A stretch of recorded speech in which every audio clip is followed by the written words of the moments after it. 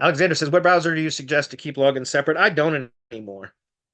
I swear to God, I don't. Unless you're doing a lot of spammy shit with a bunch of different profiles, I don't do that. I swear I've got multiple browser keepers. For my team, my VA team, because we are accessing real client accounts from foreign IPs, because all my VAs are in the Philippines or Africa or India, depending on where they are.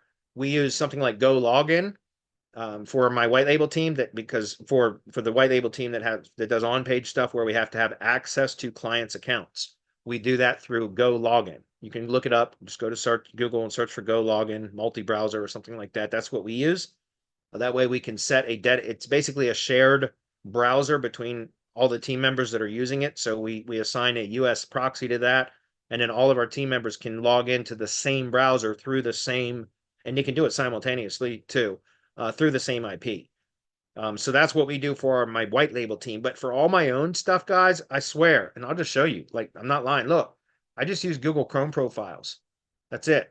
I separate everything that I do through Google Chrome profiles.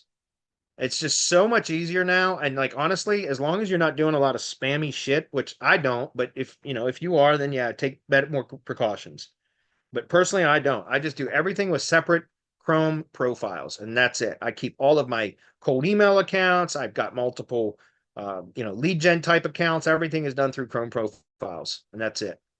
I just got tired of, there's so many different browser keepers. And by the way, like I said, if you're doing a lot of spammy stuff, definitely want to use something like that. I don't, because I don't do a lot of spammy stuff. So hopefully that's clear.